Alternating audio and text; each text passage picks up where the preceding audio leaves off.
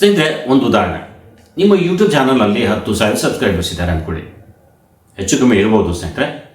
ನಿಮ್ಮ ಪ್ರತಿಯೊಂದು ವಿಡಿಯೋಕ್ಕೂ ಸಾಧಾರಣವಾಗಿ 4ರಿಂದ 5,000 ವ್ಯೂಸ್ ಬರ್ತಿವೆ. ಎಲ್ಲವೂ ತುಂಬ ಚೆನ್ನಾಗಿ ನಡೀತಿದೆ.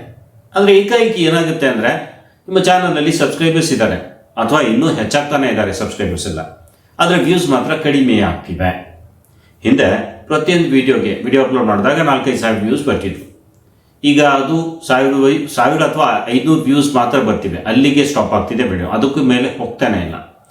ನೀವು ಮೊದಲಂತೆ ಎಲ್ಲವೂ ಮಾಡ್ತಿದ್ದೀರಾ, SEO ಮಾಡ್ತಿದ್ದೀರಾ, ಕನ್ಸಿಸ್ಟೆನ್ಸಿ ಇದೆ, ವಿಡಿಯೋ ಕ್ವಾಲಿಟಿ ಇದೆ, ಎಲ್ಲವೂ ಸರಿಯೇ ಇದೆ. ಆದರೂ ಕೂಡ ಸರಿಯಾಗಿ ಫಲಿತಾಂಶ ಬರ್ತಿಲ್ಲ. ಹಾಗಾದರೆ ಕಾರಣ ಏನು? ಕಾರಣ ಏನಂದರೆ, ನಿಮ್ಮ ಚಾನಲ್ಗೆ ಶಾಡೋ ಬ್ಯಾನ್ ಆಗಿರುವ ಸಾಧ್ಯತೆ ಇದೆ. ಈ ಶಾಡೋ ಬ್ಯಾನ್ ಎಂಬ ಪದವನ್ನು ನೀವು ಯೂಟ್ಯೂಬ್ ಮೇಲೆ ಕೇಳಿರ್ಬೋದು. ಹಲವರು ಇದನ್ನು ಹೇಳಿರ್ತಾರೆ. ಆದರೆ ಶಾಡೋ ಬ್ಯಾನ್ ಅಂದರೆ ಏನು, ಅದು ಪರ್ಮನೆಂಟಾ, ಅದಕ್ಕೆ ಸಾಲ್ಯೂಷನ್ ಏನು, ಈ ಎಲ್ಲ ವಿಷಯಗಳನ್ನು ಈಗ ನಾವು ವಿವರವಾಗಿ ತಿಳ್ಕೊಳ್ಳೋಣ ಬನ್ನಿ ಸ್ನೇಹಿತರೆ. ಏಕೆಂದರೆ ನಿಮ್ಮಲ್ಲಿ ಹಲವಾರು ಜನರ ಚಾನಲ್ಗಳಲ್ಲಿ ಇದೇ ಸಮಸ್ಯೆ ಆಗ್ತಿದೆ. ಆರಂಭದಲ್ಲಿ ಚಾನಲ್ ಚೆನ್ನಾಗಿ ನಡೀತಾ ಇರುತ್ತೆ, ಚೆನ್ನಾಗಿ ವ್ಯೂಸ್ ಬರ್ತಾರೆ. ಆದರೆ ಒಂದು ಸಮಯದ ನಂತರ ವ್ಯೂಸ್ ಸಂಪೂರ್ಣವಾಗಿ ಡೌನ್ ಆಗಿಬಿಡುತ್ತೆ, ಮತ್ತೆ ಮೇಲೆ ಬರೋದೇ ಇಲ್ಲ. ಹಾಗಾದರೆ ಇದಕ್ಕೆ ಪರಿಹಾರ ಏನು? ಬನ್ನಿ ಒಂದೊಂದಾಗಿ ಸ್ವಲ್ಪ ನಾವು ಇಲ್ಲಿ ತಿಳ್ಕೊಳ್ಳೋಣ. ಶಾಡೋ ಬ್ಯಾನ್ ಆದಾಗ ಏನಾಗುತ್ತೆ? ಮೊದಲಿಗೆ ಏನಾಗುತ್ತೆ ಅಂದರೆ, ನಿಮ್ಮ ಚಾನಲ್ನಲ್ಲಿ ನೀವು ಅಪ್ಲೋಡ್ ಮಾಡುವ ವಿಡಿಯೋಗಳು ಸರ್ಚ್ ರಿಸಲ್ಟ್ನಲ್ಲಿ ಕಾಣಿಸ್ಕೊಳ್ಳೋದೇ ಇಲ್ಲ.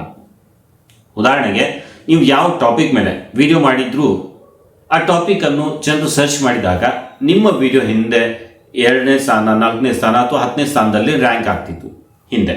ಓಕೆ, ಆದರೆ ಶಾಡೋ ಬ್ಯಾನ್ ಆದ ನಂತರ ನಿಮ್ಮ ವಿಡಿಯೋ ಸರ್ಚ್ ರಿಸಲ್ಟ್ನಲ್ಲಿ ಕಾಣಿಸದೇ ಹೋಗ್ಬೋದು ಸ್ನೇಹಿತರೆ.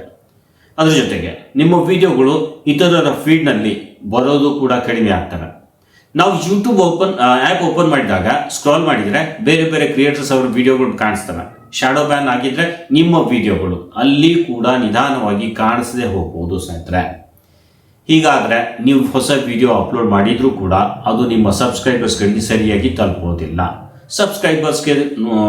ಸಬ್ಸ್ಕ್ರೈಬರ್ಸ್ ನೋಡಿದ್ರೆ ವ್ಯೂಸ್ ಕಡಿಮೆ ಆಗೋದು ಸಹಜ ಸ್ನೇಹಿತರೆ. ಇನ್ನು ಈ ಶಾಡೋ ಬ್ಯಾನ್ ಆಗಿದೆಯಾ, ಹೇಗೆ ತಿಳಿಯೋದು? ಇದನ್ನು ತಿಳಿಯಲು ಕೆಲವು ವಿಧಾನಗಳಿವೆ ಸ್ನೇಹಿತರೆ. ಮೊದಲಿಗೆ ಶಾರ್ಟ್ಸ್ ಟೆಸ್ಟ್ ಮಾಡಿ. 3-4 ದಿನಗಳ ಕಾಲ ನಿರಂತರವಾಗಿ ಶಾರ್ಟ್ಸ್ ಅಪ್ಲೋಡ್ ಮಾಡಿ.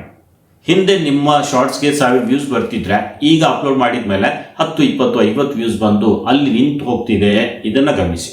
ಆಗ್ತಿದ್ರೆ ಅದು ಸಮಸ್ಯೆಯ ಸೂಚನೆ ಆಗ್ಬೋದು. ಎರಡನೇದಾಗಿ ಚಾನಲ್ ಸರ್ಚ್ ಟೆಸ್ಟ್. ಯೂಟ್ಯೂಬ್ನಲ್ಲಿ ನಿಮ್ಮ ಚಾನಲ್ ಹೆಸರನ್ನು ಸರ್ಚ್ ಮಾಡಿ. ಉದಾಹರಣೆಗೆ ನನ್ನ ಚಾನಲ್ ಹೆಸರು ಕನ್ನಡ ಕ್ರಿಯೇಟರ್ ಗೈಡ್ ಇದೆ, ಹೌದಾ? ನಾನು ಅದೇ ಹೆಸರನ್ನು ಸರ್ಚ್ ಮಾಡಿದಾಗ ನನ್ನ ಚಾನಲ್ ಮೊದಲ ಸ್ಥಾನದಲ್ಲೇ ಬರಬೇಕು. ಬರದೇ ಇದ್ದರೆ ಸಮಸ್ಯೆ ಇರಬಹುದು. ಇದು ನೋಡಿ. ಮೂರನೇದು ವಿಡಿಯೋ ಟೈಟಲ್ ಟೆಸ್ಟ್. ನೀವು ಅಪ್ಲೋಡ್ ಮಾಡಿದ ವಿಡಿಯೋ ಟೈಟಲ್ ಕಾಪಿ ಮಾಡಿ, ನಂತರ ಬೇರೆ ಫೋನಲ್ಲಿ ಯೂಟ್ಯೂಬ್ ಓಪನ್ ಮಾಡಿ, ಆ ಟೈಟಲನ್ನು ಅಲ್ಲಿ ಸರ್ಚ್ ಮಾಡಿ. ಯೂಟ್ಯೂಬ್ ತೋರಿಸುವ 10-20 ವಿಡಿಯೋಗಳಲ್ಲಿ ನಿಮ್ಮ ವಿಡಿಯೋ ಕಾಣಿಸ್ತಿದೆಯಾ ನೋಡಿ. ಕಾಣಿಸ್ತಿದ್ರೆ ಅದು ಕೂಡ ಸಮಸ್ಯೆ ಇರಬಹುದು. ಶಾಡೋ ಬ್ಯಾನ್ ಆಗಲಿಕ್ಕೆ ಮುಖ್ಯ ಕಾರಣಗಳು ಏನು ಅಂತ ನೋಡೋದಾದರೆ ಇಲ್ಲಿ 4 ಮುಖ್ಯ ಕಾರಣ ಆಗಿರ್ಬೋದು ಸ್ನೇಹಿತರೆ. ಒಂದನೇದು ಕಾಪಿರೈಟ್ ಮ್ಯೂಸಿಕ್ ಬಳಕೆ. ಹೆಚ್ಚಿನ ಕ್ರಿಯೇಟರ್ ಶಾರ್ಟ್ಸ್ ಅಪ್ಲೋಡ್ ಮಾಡುವಾಗ ಎಲ್ಲಿಂದಲೂ ಮ್ಯೂಸಿಕ್ ತೆಗೆದು ಅಪ್ಲೋಡ್ ಮಾಡ್ತಾರೆ. ಆದ್ದರಿಂದ ಕಾಪಿರೈಟ್ ಕ್ಲೇಮ್ ಬರುತ್ತೆ, ಹೌದಾ?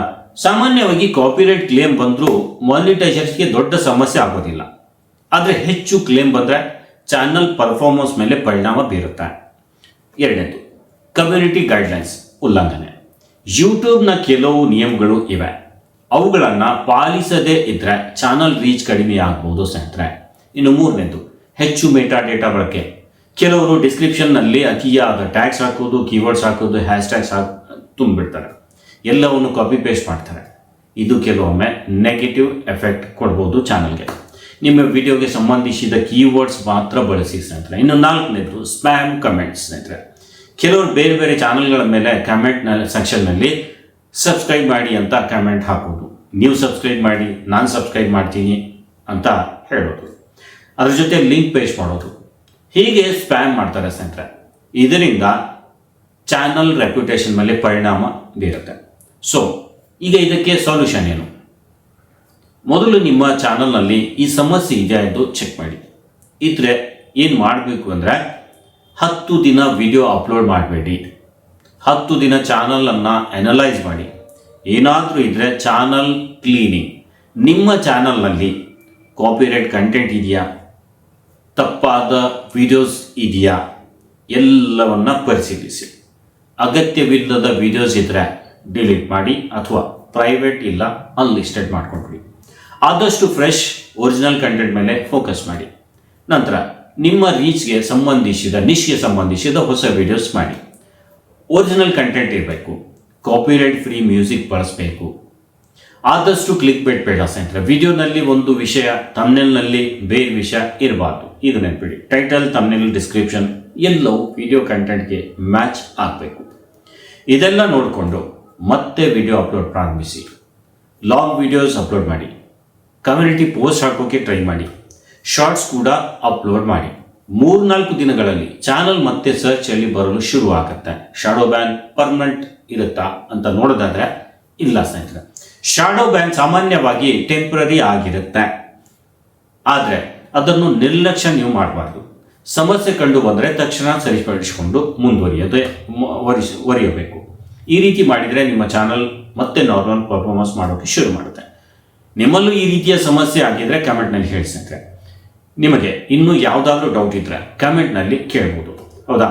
ವಿಡಿಯೋ ಇಷ್ಟ ಆದರೆ ಲೈಕ್ ಮಾಡಿ. ಚಾನಲ್ ಸಬ್ಸ್ಕ್ರೈಬ್ ಮಾಡಲಿದ್ದರೆ ಚಾನಲ್ ಸಬ್ಸ್ಕ್ರೈಬ್ ಮಾಡಿಕೊಂಡು ಬೆಲ್ ಐಕನ್ ಪ್ರೆಸ್ ಮಾಡಿ. ಮುಂದಿನ ವಿಡಿಯೋದಲ್ಲಿ ಮತ್ತೆ ಭೇಟಿ ಆಗೋಣ. ಅಲ್ಲಿವರೆಗೂ ಸ್ನೇಹಿತರೆ, ನಮಸ್ಕಾರ.